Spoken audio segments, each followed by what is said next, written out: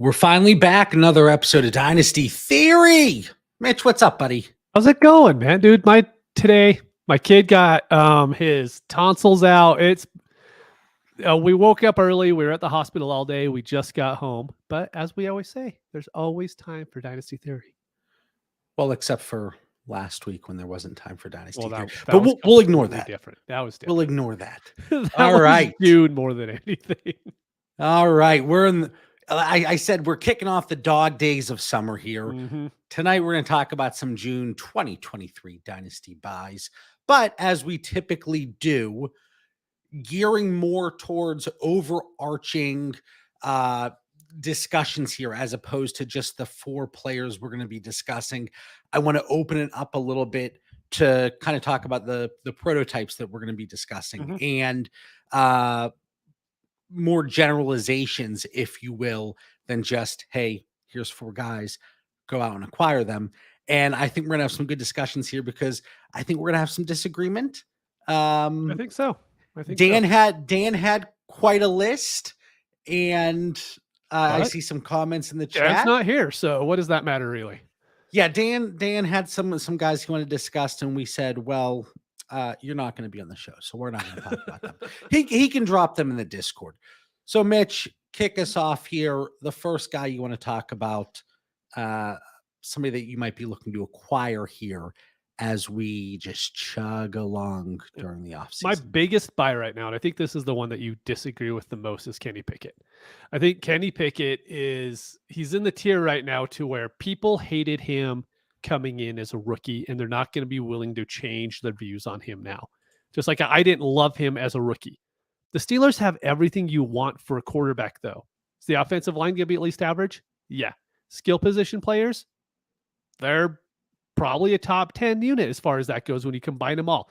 The running back, very good. Are they always going to be competitive? Yes. Is it a good coaching staff? Yes. Does he have a very good chance of at least making it to his fifth-year option on the Steelers? I say yes. So then what I did is I went in and I looked at your tiers, that are available on the Patreon.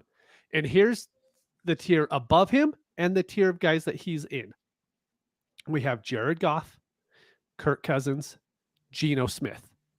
I don't see any of those guys really ascending at all, right? I think where they're at's probably pretty fair to where they are, quarterback 15 to 18, right? And then you have Jordan Love, Mac Jones, Derek Carr, Matthew Stafford, Aaron Rodgers. None of those guys are going up anytime soon in our dynasty ranks. But you look at Kenny Pickett, who's 25. I think there's a very good chance of all the players that are around him. If he comes out and has a good season, I think he jumps above and he gets right now. If you ask me, do I want Daniel Jones on my team or Kenny Pickett? Value aside, I would rather have Kenny Pickett on my teams as far as the starter goes than Daniel Jones. There are so many things running through my mind right now. And there's a lot of things as I'm going through my day. I think about little things I want to say and I jot it down. Right? No, that's not good. So for Kenny Pickett right now, according to FantasyCalc value, you can see it on the screen, quarterback 17. And the prompt here, the question that kind of drives all of this, do the Steelers have their quarterback of the future? And it's kind of a two-part question. Is this their guy beyond the first rookie contract? And is this the guy not only through the first contract, but is he going to give you enough fantasy-wise to make a difference for your team? And I said this on an episode of the Pivot Point. We touch on market inefficiencies every week on the Dynasty Theory Patreon. Come check it out, as little as $5 a month. And I talked about this with Jordan Love. I said, we as a dynasty community, especially within Superflex and 2 quarterback leagues, we are dying for that lower tier of quarterbacks to push themselves up and elevate themselves to close that gap between the top 15 and everybody else. And I think it is fairly chalk to say there's a top 15 right now. Mm-hmm. I don't know that many people are going to argue. And then for me, I do have Russell Wilson and Daniel Jones closing that gap. I know Russell Wilson, that's a bad word. We're not going to talk about him. Yeah, we're going to skip over him this week. Listen, I could talk about Russ every single day. I know. But then I do go into Jared Goff, Kirk Cousins, Geno Smith. And the reason I have them above a player like Kenny Pickett, we know that those guys can offer top 12 upside, whether it's a given week, whether it's season long. We have seen that. And yes, with Jared Goff, he's had his struggles. Is Detroit the answer to revitalizing his career? Well, if last year's any indication, then yes, it is. And same for Geno Smith, coming in 32 years old right now, breaking out in his ninth season in the NFL, pretty unheard of. So to me, yes, Kenny Pickett very well could rise above those guys. But if he goes out and in a Matt Canada orchestrated offense, they don't open it up. And yes, they do have an improved offensive line. They have the skill position players in place that a quarterback should be able to succeed. But I don't think he is going to be asked to go out and necessarily win them games. Just don't lose the game. That is what he's going to be asked to do. Because as long as TJ Watt is available, that defense, they flip the switch and they win games. All right, hold on. So for me, we've seen the ceiling with Daniel Jones. We've seen the ceiling with Kirk Cousins. And while it's not the super, super high ceiling you might be looking for Kenny Pickett, I don't know that he ever gives you that above replacement level production. And like I said, we are dying for these lower quarterbacks, a Jordan Love, a Mac Jones, Derek Carr, still only 32 years old. But we're waiting for them to close the gap. I see Jeremy in the chat, Dynasty Daddy. Go over and check that out. A lot of great portfolio tools and analytics that are going to help you along the way. But we're looking at this, and I don't know. For me, I think it's not really an unnecessary risk because there's not much risk at his current price, I don't think. But I'm very interested in the fact that you brought him up, Mitch, and you wanted to talk about him as a buy because he kind of falls in that bucket of quarterbacks Mitch Sorensen doesn't want. He is one that could ascend, though. That's the thing. In June, I'm looking for guys who I think are going to be worth more in October and November. And like you said, that Pittsburgh defense is good. That Pittsburgh defense has been good for a while. Who led the NFL in passing like the 3 years before he retired? Ben Roethlisberger, right? But I know that's what Matt Canada was only there for 1 year, so I know that's just Ben doing his thing. But we have seen with Tomlin, they are willing to throw the ball if needed. Now, I'm not saying that Pickett is going to be anywhere near what Ben Roethlisberger was, right? I'm just saying that it's in the realm of possibilities. And when I'm looking at those other guys that are there, I don't think Jordan Love has that same possibility. I like Jordan Love. I'm not sure if he's going to be good at all and be a starter for all 17 games this season, right?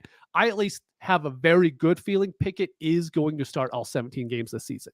And with an improved offensive line and giving George Pickett another season, maybe, he could catch one or two more balls, but I really think he's in such a good position this year that I would much rather have him on my team. Like I said, Daniel Jones, right?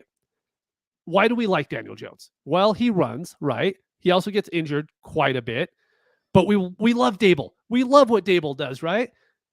Dude still doesn't have anybody to throw to. Like, I love Darren Waller for the fact that, there's nobody else on that team. So for me, it's just, I really believe that Pickett could end up being a top 15 quarterback going into next season. I think that, look, first of all, I was smiling when you were speaking, not because of the take, but you got Kenny on the brain. You dropped a George Pickett. Oh, did I? And we got the Pickett brothers in Pittsburgh, baby. I thought I said Pick Kids. No, it's Pittsburgh. Pittsburgh, baby. But if we're assigning probabilities, that P word gets me all hot and bothered, Mitch. And I'm talking about probabilities. But we're looking at it. and you throw it in 3 buckets. And I always feel like everything I look at, I'm always throwing it in 3 buckets. Always. But you look at it and you go, all right, he performs significantly better than that 1.8% touchdown rate, that 6.2 yards per attempt that we saw last year. He improved significantly better. He gives you above replacement level production. He puts the Steelers in a better situation because he is on that team. He is on the field. So we assign that a probability. We assign a probability to he's just an okay low-end quarterback too. And he's more of a game manager than anything. And he does what the Steelers need. And then you go to the other end and you say, okay, Kenny Pickett is not the quarterback of the future in Pittsburgh. He is not going to excel. He's not even going to be average. He's going to fail. And then the Steelers can explore opportunities after 2023. I would say, looking at those 3 buckets, 2 of them combine for a 75 to 80% chance. The complete fail, or he's just that fine low-end quarterback too. And I'm given a 20% chance that he gets into that next level. He hits that second gear, whether it's more efficiency, more volume, using his legs a little bit more, but something that he gives you that maybe a Mac Jones couldn't. Because up to this point, and it's one of the trades we're going to discuss here in a minute, if I could get a 24-second with Mac Jones, I will pack his bags. I will pack his bags. Oh, my Lord. I'd rather vomit. Just so you know, I think I just broke the projections business journal ranking sheet. I tried to sort it, and I don't think I sorted it in the proper way. So I'm pretty sure I broke it for you, just so you know. Thanks. I'll go back and dig. You know, it happens. Dig that up. But, all right. So if you're in the chat, I want your thoughts. If you're watching back on YouTube, if you're listening on the podcast feed, if you're in our Discord, let us know. Is Kenny Pickett the guy there in Pittsburgh? Is he going to jump up and get into the right now? Like I said, quarterback 17 on FantasyCalc, according to actual trades that have been completed. Does he get bumped up into that top 15 going into next year? Mitch, here's a few trades to hit you with. 12-team Superflex. Kenny Pickett or Mac Jones in a 24-second. See, that's Pickett. I don't even know how you could go with Jones in there, man. No I will take the Mac attack. Bill O'Brien making his triumphant return as an OC in New England. They got my man Juju. Look, we got Juju right here. We got Juju right there. All right. Anyway, yeah, I don't want him on my teams anymore. And then we got the GOAT, your guy Hunter Henry. I almost said Renfro. Greg, talk some sense into your boy here. Greg's not understanding Pickett over DJ, but that's a conversation for another day. We're 13 minutes in already. Kenny Pickett and Cam Akers or Jared Goff and Noah Fant, 10-team Superflex 2 PPR. Are we sure it's 2 PPR? I think you threw that in there just to give the Fant side a little bit bump. I'm going to assume a 10-team Superflex league doesn't have the 2 PPR, so I'm going with Pickett and Akers there. This one was Pickett for me, and I threw in the 2 PPR to make it a little more challenging because if there's no tight end premium, essentially it's Pickett and Akers for Goff, and that's easy for me. Yeah. All right, 12-team Superflex. I don't have to make up any settings here. Kenny Pickett, Amon-Ra St. Brown, and Roschon Johnson or Lamar Jackson. Pickett and Amon-Ra. It's really because Amon-Ra for me, though. I get it, but I want to give me that bump up to an elite quarterback in Lamar Jackson. Yep. No, I'm sticking with Pickett and Amon-Ra St. Brown there. Listen, I saw that trade you made yesterday, but you that had was the glorious. You had the Nevada alcohol to. I was like, what the hell did I just do? Then I'm looking at it more today. I'm okay with it. I'm still good with it. I voted against you. Yeah. Anyway, 12-team Superflex. Kenny Pickett in 24-second or Kyler Murray. This one's funny. I mean, it's Kyler, but you could tell it's someone that just like absolutely hates Kyler. Get him off my team. I want Pickett. Yeah, it's obviously Kyler. This one was it was puzzling because I had my little shopping spree in April for Kyler, and I had another one a little bit more recent, and I was not getting Kyler anywhere near that price. All right, last one. Kenny Pickett or Kirk Cousins? I think it's pretty meh, to be honest with you. I mean, I'll probably take Cousins, but I mean, I'd be completely okay having Pickett as well. I'm taking Captain Kirk there. Dude, Kirk is just so hard to move. Like, he's so hard to get off your team. Granted, Kenny Pickett's probably just as hard to move off your teams, but I hate having Kirk for that reason. Is just I know I'm not trading him for anything decent. I was going to say, just wait until you try to move Kenny Pickett in about 6 months and see how difficult that's going to be. Yeah. See how difficult that's going to be. All right. I got one guy here. And have you noticed? I made a mid-year resolution. I did see this. Yep. Well, no, not just only picking one guy, but I jumped in to interrupt you a few times and I stopped. You stopped. It was weird. Very weird. Listen, people need to hear your beautiful voice more than they my need to hear voice, yes. my voice on a chalkboard here. For me, this is absurd to me. All right. Today, I went through and I did a little exercise. No physical activity. Don't get too excited. I went through and I looked at my tiers. All right. The FantasyCalc live value based on actual trades and underdog ADP. And I wanted to look at any type of inefficiencies that we could spot, any examples. I just did it for running backs today. And I don't think there were too many that were really popping off the page here. But just in general, James Conner, based on what we have seen historically from him, he's 28 years old. I know he's old as dirt. Nobody wants him. But what really blew my mind, not only is he valued at running back 35 according to actual trades, and I'm going to throw some trades at you, and you'll see why I think he is severely undervalued. But in underdog best ball, and you've done more best ball drafts than I have because I haven't done any yet. Yep. James Conner is going off the board at running back 28. That is an injustice. That is a travesty. Running back 28. And I know there's the injury risk, but we're talking about the running back position. You could say that for how many running backs? All of them. So the fact that we have James Conner, and I know a lot of people, they're excited because the splits with and without Kyler, and you see what he did whenever Kyler wasn't active. Well, there is the curveball because those splits also tied into when DeAndre Hopkins was and was not active. So I actually think the touchdown upside comes down just a little bit, even without Kyler Murray, but we're still going to see involvement in the passing game. We are still going to have, decent touchdown upside. They get in the red zone, they get inside the 10, especially the 5.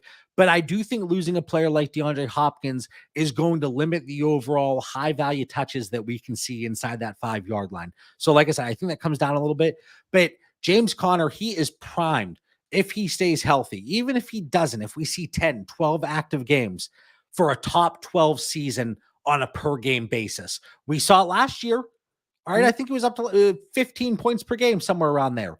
And then we've seen the splits all over Twitter, people talking about it, that, he elevates up to over 20 points per game whenever you remove Kyler from the equation, whenever it's a night game, whenever it's 47 degrees to 53 degrees outside. Of course, I'm being a little facetious here, but James Conner, like I said, he's somebody that I am actually looking to acquire. Now, here's the issue.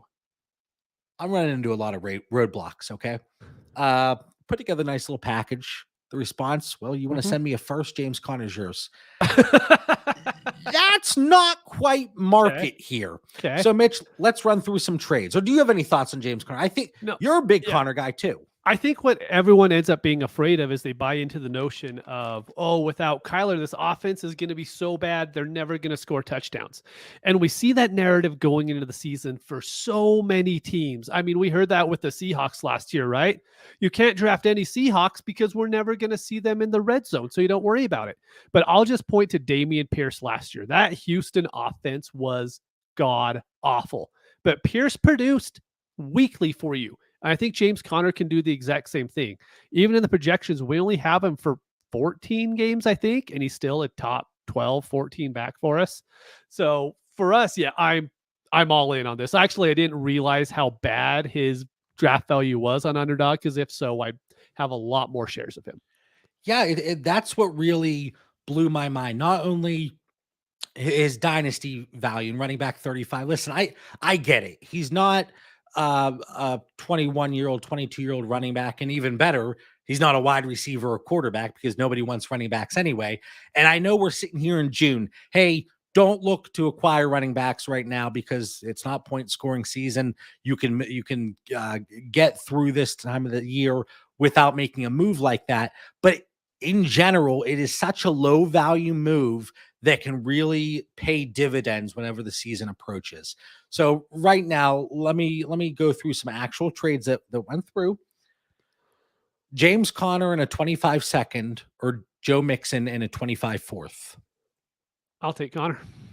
And see, that one is relatively even for me. I think so. To be honest, I don't think it's egregious one way or the other. Based on market, we're talking about running back, and actually it's been updated.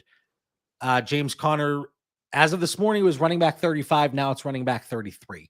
So, maybe if we keep talking about it here, it'll be 25 by the end of the show. At least. But yeah, I have James Conner and Joe Mixon relatively close. Both of their futures are a little bit questionable, and we know the workload for both of them should be pretty nice here, at least in 2023.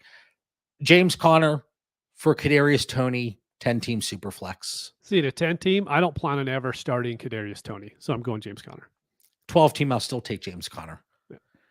Yeah. James Conner for Matt Corral and George Pickens in a 10-team Superflex. See, I'll take Pickens there just because there's some people who still love Pickens. Like I don't, even though I called him, Pickett a little while ago, still not his biggest fan, but I'll take Pickens just for that reason, is I know I could get more for Pickens than I can for Conner.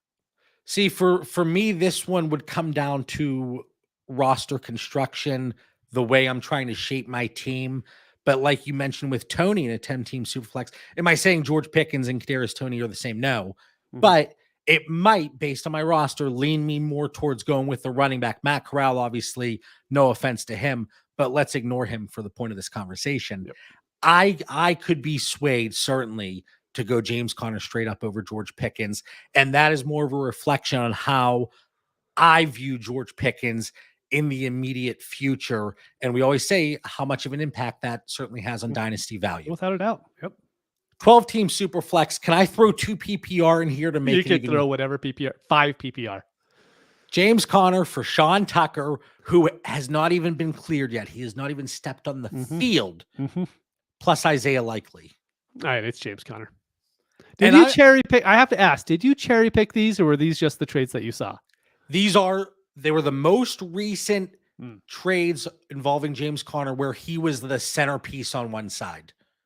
So I didn't want to get like a 3-for-3 or a 4-for-4 type situation. But you would think these were cherry picked, right? You would think. You would kind of Conner sided, I would say.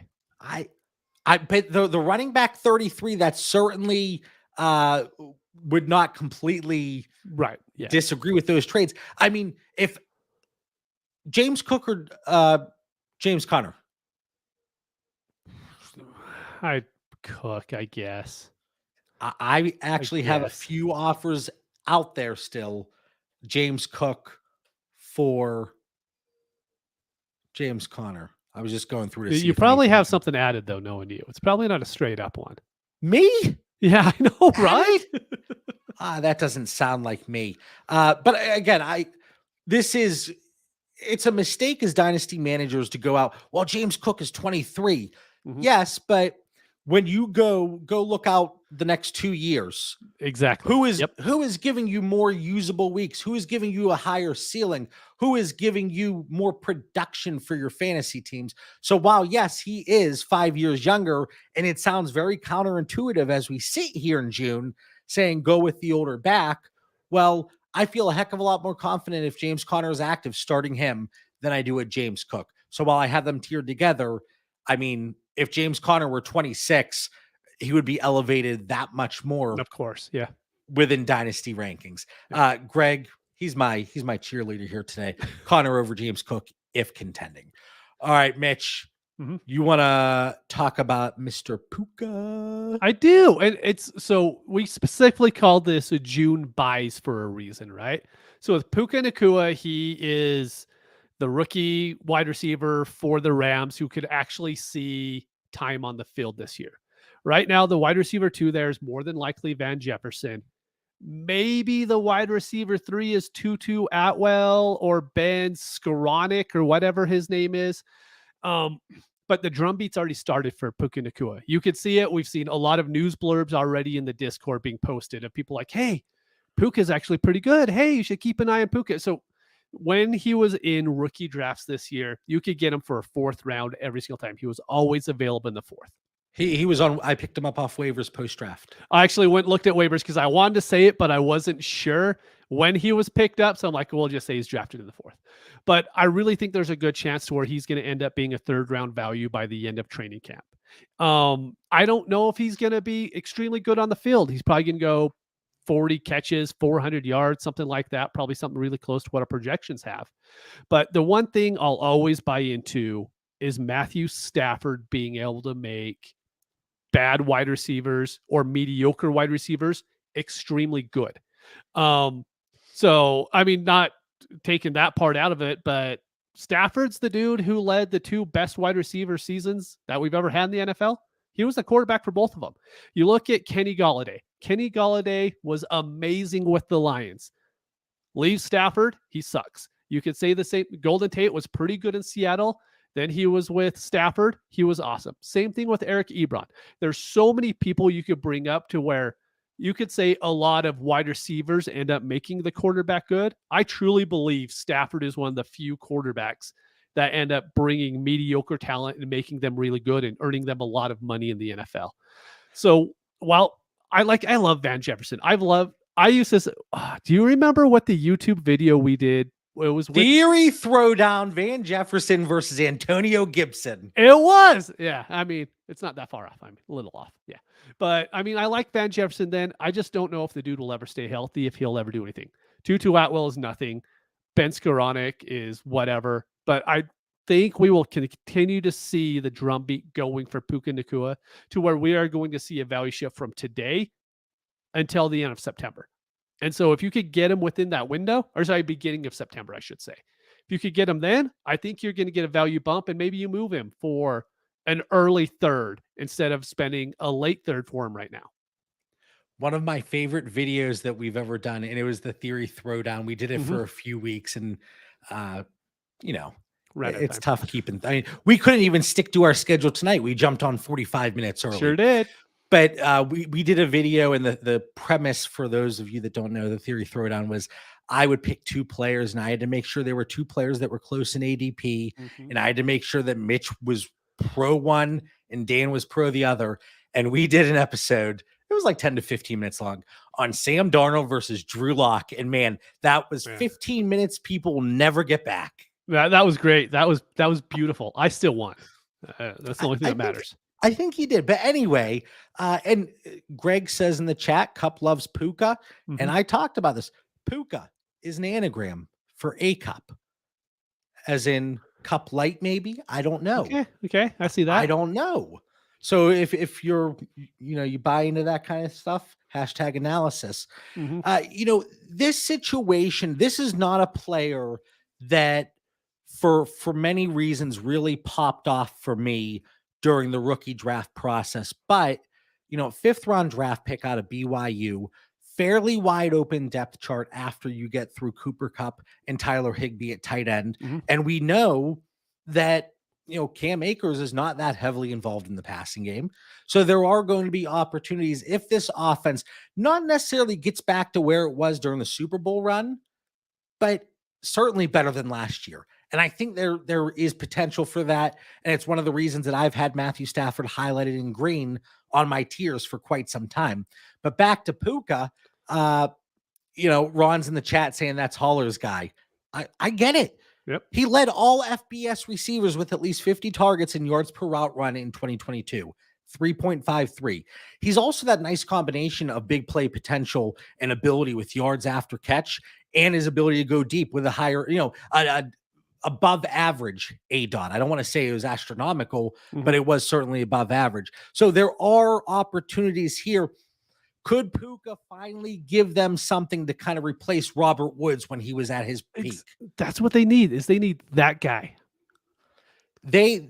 And this offense really flourished too. You had a Robert Woods, Cooper Kupp, and then you had Brandon Cooks who could take the top off the defense. So can Van Jefferson, he's that ADOT guy, can he kind of help them out there? I still think we see a lot of underneath stuff, but when your competition is Ben Skoranek, Tutu Atwell, Puka certainly could emerge. And again, we're talking about a dirt cheap option here. It's going to be really tough to go out and acquire him and make that move if maybe you only have 28 roster spots total. And I've come into situations where there are players on waivers post rookie draft that I couldn't put claims in because didn't want to drop anybody. It's like the Pacific Ocean over here. There's so much depth. There's so much depth. But not much ceiling. Anyway, so let me throw some trades at you here. Puka in a 24 third or Khalil Herbert. That one's hard for me. Not for me. Because I think I'm going to go Khalil on that one.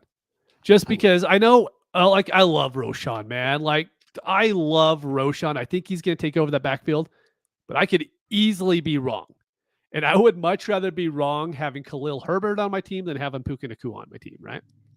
And ultimately, as much as you love Puka, he's coming at wide receiver 89 on FantasyCalc. We're posing the question, did the Los Angeles Rams finally find their wide receiver 2 to fill in for the Robert Woods position? But this could be a guy that's back on the free agent list or your waivers in a year's time. Oh, but 3 months time. Yeah.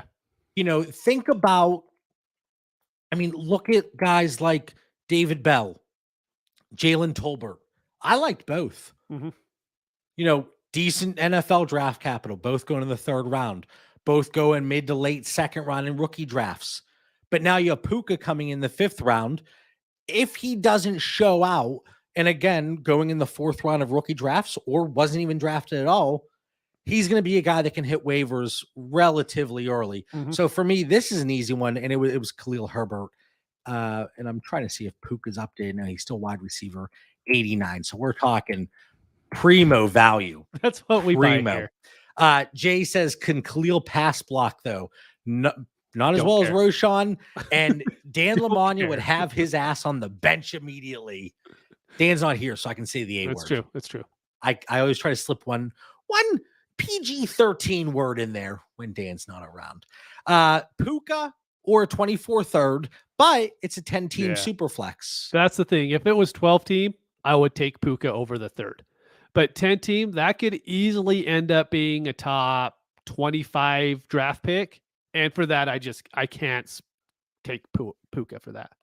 Right. I will be, if I can cash out right there, it could potentially be pick 21, 22, 23, 24. Boom, done, out the door.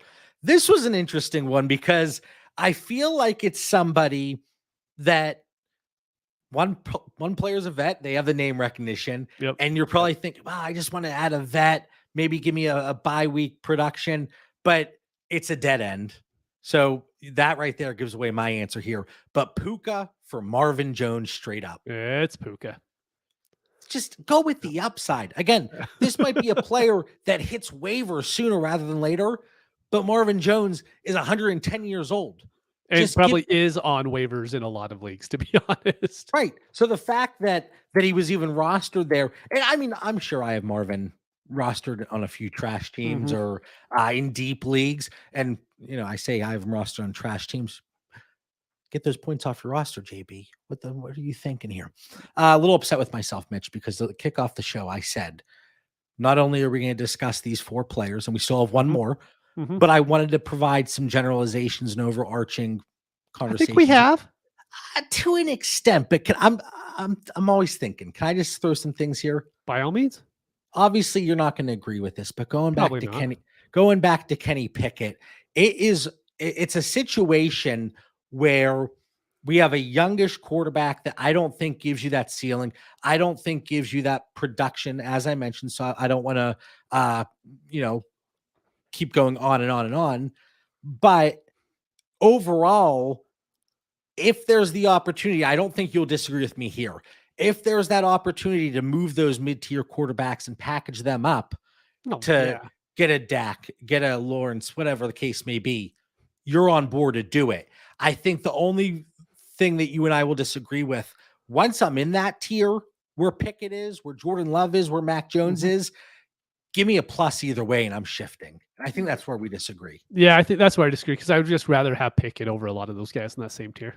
And that's fair. So that's kind of what we're looking at with these trades, besides the Pickett situation. And I mean, I didn't realize Mitch was the big Steelers fan here. I guess I am now. Yeah. But that's kind of how we'd be looking at it from a whole here, and not just narrowed in on Kenny Pickett. And then James Conner, just the vet opportunities here. I mean, if Alvin Kamara doesn't get suspended, I know he continues to be a screaming buy. And guess what? Let's say he does get suspended, and let's say the Saints move on from him this year. You don't think he's going to go start somewhere else? Exactly. Because, Dalvin Cook, he still has, what's he coming in at? Running back 21 on FantasyCalc. Same age as Alvin Kamara.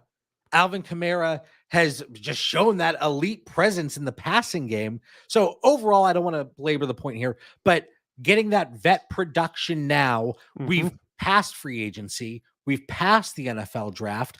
I know we have to avoid a few small landmines here in Kareem Hunt, Ezekiel Elliott, Leonard Fournette, Dalvin Cook. But, looking at some of these veterans, I think there are great opportunities here if you're looking to bolster that roster. And we know as the season approaches, as we find out Kamara is not getting suspended, because it doesn't seem like anything's really going to happen with that. As we see James Conner in that situation to become more clear. And I even think Keontae Ingram is an intriguing option to get thrown in, just because the opportunity within that backfield, the way that offense is going to have to go through the running game, whether it's on the ground or getting them involved in the passing game. But, so veteran presence there at the running back position. And then with a player like Puka, for a generalization, just go upside. There's going to be rookies. This happens. Remember Romeo Dobbs last year and the hype he was getting? Yes. I mean, and now look at him. You could get him for any third. Like, trade a third, you could pick him off of any team. Before, people were like, no, I need a first to get him off my roster. I'm like, you're insane. But I just want to mention why when you were going through those running backs, the one guy that I keep coming back to is Derrick Henry. And it's just for the fact is, I know this is the last year of his deal in Tennessee, right? Do you actually see Tennessee moving on from him? Like, with how they've built that team, are they actually going to move on? Because they probably get a little bit better of a deal going into the future years. They're probably going to add those void years on, like what Tom Brady had, right? I don't think he's going to be changing teams. I think he's going to be there for 2 or 3 more years. You're going to give me Derrick Henry production at his value right now for 2 to 3 more years? All right, I'm in. And even if he doesn't give you that top 8 to 10 production, let's say he's then 30, 31, 32, but he still gives you back end running back 2 production. Just ride him off into the sunset. That's great. Yeah. And these are all prices that are going to rise and elevate as the season approaches. Yes. Now, this last player that we're going to talk about tonight, and again, we'll drive home more of a generalization, but will the Cleveland offense in general bounce back here in 23? Like we said before, it can't get much worse. David Njoku coming in at tight end 13, according to FantasyCalc. What are you looking at here, Mitch? Why are you intrigued by him in general? And like, what are you doing here to navigate through tight end premium leagues, looking specifically at David Njoku? So for him, I think he was tied in 9 last game, points per game wise, right? And so he was that good with that horrid offense that they had last season. I fully believe that the Cleveland, I hate to say it because I hate Deshaun Watson with like every fiber of my being, right? But I think the Cleveland Browns are actually going to be extremely good this year. Like, that team is built to succeed as long as Deshaun Watson isn't terrible. And David Njoku is going to do exactly what he did last season. Like, his role isn't changing, even though they brought in Elijah Moore, right? I mean, I really believe he should be between tight end 8 and tight end 10. You put him wherever you want between Michael Mayer, Kincaid, Schultz, Waller, Laporta, whoever you want in there. I think he should be above all those guys. Like, he is going to be an extremely good offense that's going to compete, that's going to be playing in the playoffs more than likely. And those fantasy playoff weeks, that's when I want him. I want tight ends that are going to be doing that. Evan Ingram last year, right? Like, I want that kind of tight end that could just win me a league. And I really think David Njoku has that in his wheelhouse. He doesn't have that monster target guy to worry about. Like Amari Cooper, yes, he's going to get his. But, he's not Justin Jefferson type, right? He's not going to command 30% of the ball. So I think when David Njoku is healthy and he plays, he's easily a top 8 tight end every single week. And so that's the big reason why I want to buy with him, because I don't think anyone's valuing him as such. Yeah, and again, we kind of narrative season here, but you look at this offense and you got to think they will improve. Greg says, why do we think Watson won't be terrible? Again, it's kind of looking at it, and I'm not saying Deshaun Watson is Russell Wilson, but when you have season after season after season of data available, and you have that as a baseline, and then you have one outlier season, I want to believe it's just that. All right. That, and Anthony says that Lurs, how can you be that high on Njoku but so low on Elijah because of the expected low passing volume? Wes says, while he's a terrible person, he's a top 5 QB historically.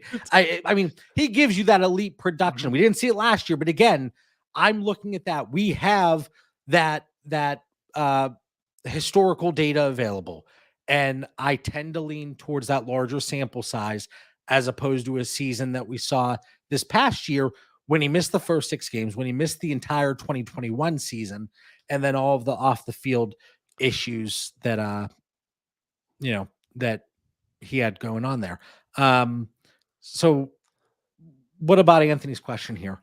Yeah, so it's a very good question. It's something that comes up, I think, all the times when we see a new wide receiver coming in. For anyone who is, just missed what it was how can you be that high on Njoku but so low on Elijah?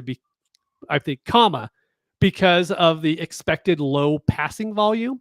But for me, it's John does such a good job going through our projections and shows what, the historical target share distribution was. And what you end up seeing when a new wide receiver comes into a team, you don't all of a sudden see a team throw 55% of targets to wide receivers one year, then all of a sudden jump up to 65% because they brought in a new wide receiver. It's just not what we see. The wide receivers, what we'll probably see happen, Amari Cooper will probably end up dropping a little bit. Donovan Peoples-Jones will drop a little bit. And, Anthony Schwartz, I don't think is even on the team anymore, but we'll see those guys end up dropping a little bit. And that's where Elijah Moore will get his targets. I think David Njoku just keeps doing exactly what he did last year. So we don't see a huge difference on who they're adding in wide receiver wise, because I just think the offense is going to be so much better. David Njoku is going to be the exact same guy he was last year and just continue to contribute. And maybe he ends up getting 1 or 2 more touchdowns that wasn't available last year with that horrible quarterback play that was there. And I think also for me, first of all, what did you try to sort on the projections that you said you messed up? We're good. Oh, thank goodness. I'm going through and I'm like, I think we got it. But I think part of the issue is here too for Elijah Moore and David Njoku. It's the positional scarcity, and especially talking about the premium. Like, if we're looking at it from a strictly PPR standpoint here, we have David Njoku at 9.57 points per game. We have Elijah Moore just above that at 9.74. 9.68. That 0.06 was going to keep me up tonight, so I had to make sure I corrected it. But again, we're looking at this from a tight end premium, from a 2 PPR perspective, and that certainly is going to elevate the tight ends. And, for me personally, that's where it comes into play. So it's the positional scarcity. And as we've kind of gone through, I mean, my Elijah Moore projection and evaluation, it has certainly changed from a conversation I think we had maybe a month ago, or whatever it was. Let's see here. Some comments in the chat. Resolute Rock. Haven't they talked about opening up the offense this year through the air, just not because of a new wide receiver? I thought, yeah, I mean, you could look at this a few ways. The Kareem Hunt leaving, so it does open things up a little bit more. You're wanting to expand the passing game, and they certainly have the personnel to do so. And you have Deshaun Watson, obviously, coming back after last year. Looking at it, we have it going from 50-50 last year to 53-47, and maybe it gets up to 55-45. It's still going to be an offense that I think it's Nick Chubb heavily involved. And for my sake, and because of my rostership, I hope it's an offense that gets Jerome Ford heavily involved. Do our projections show that? No, but there is blind optimism that does come to fruition. But you have Amari Cooper, Elijah Moore, Donovan Peoples-Jones, David Njoku. This is a nice offense, especially with the offensive line here, that for Deshaun Watson to grow from what we saw last year. But more generalization look at this for David Njoku coming in tight end 13, almost said quarterback, tight end 13. He is in that spot with Greg Dulcich, Chigoziem Okonkwo, just like we talked about with Kenny Pickett. If I can get that plus any which way, I'm going to be going that direction. And I think you might. Njoku is that good already. That's my hardest thing with it. I think Njoku's already proven he's good. People just don't really want to accept it at this point. Yeah, I mean, when he is healthy, when he's been available, he has shown that production. And we saw last year there were games where we saw a fantastic ceiling. Looking at it here, trying to lollygag a bit while I pull up his game logs from last year. We need some elevator music, I think. We saw, 10 targets, 7, 7, 7, 9. Overall, we didn't see the consistency, but we certainly saw those games where he's racking up 5, 6, 7, 8 catches.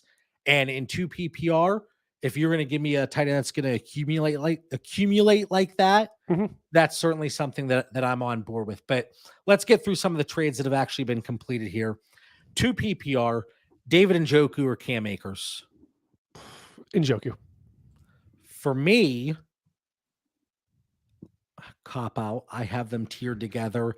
Positional scarcity, I would probably go David Njoku, but team build would come into play. What if you could get Akers and Sony Michel? Or oh, well, now we're talking about. Does that change Sony a little bit if you could, get a little bit more in that backfield?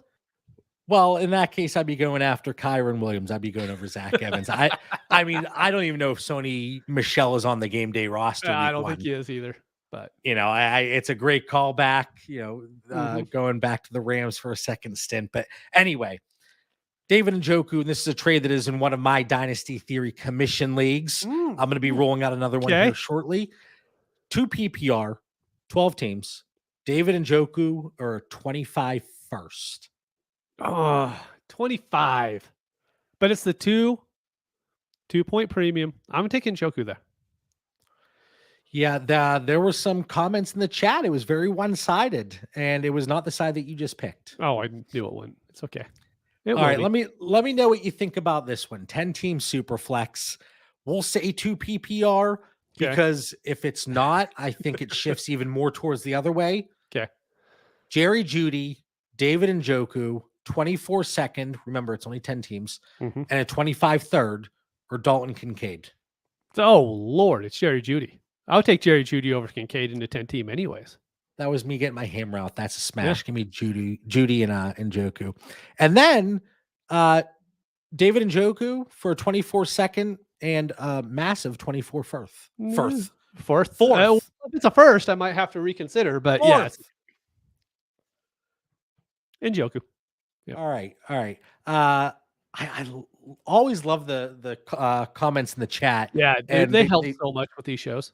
Yeah, I mean, we could sit here, just jump on, say hello, and folks Wait for watching comments. live are going to drop in the talking points, and it makes it so much At easier this for us. point, with the news cycle being absolutely nothing, we might have to just do that, middle of July, be like, look, make comments. That's our show for the day. And again, maybe it's recency bias, but I don't remember the last few years being this brutal right now. It's dead. It is dead right now. Yep. And maybe it's just because we're also on the edge of our seats waiting for DeAndre Hopkins, Dalvin Cook, some of those other guys. But man, it's dead. It's quiet. All right. Any other players, any other thoughts here? Well, I guess before we get to the final thoughts. Final thoughts. All right. For the 207th time, talking about some June 2023 Dynasty buys, not just specific players, but hopefully something that you can take to your leagues.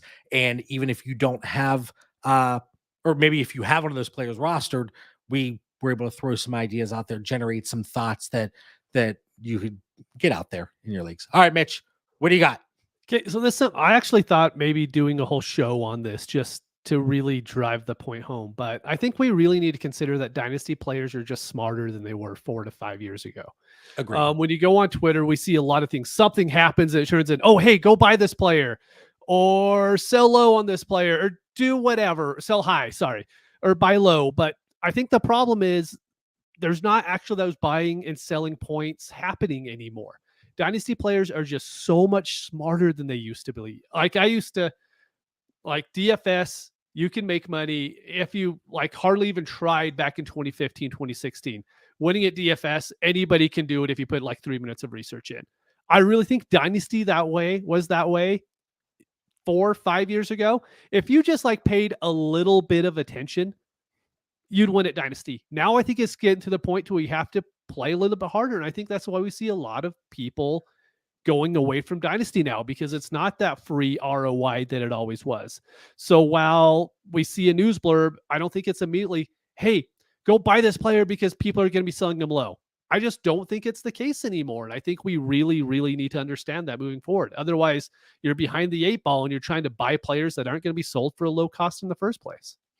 That's a really good point. I think it's a great conversation and topic that we could certainly have for another show. But I don't think, and I agree with you, I don't think we're seeing those drafting value shifts that we historically have seen within the Dynasty community. Go out and acquire this player. Well, sure, you can go do so, but there's not going to be any type of discount. Exactly. Yeah.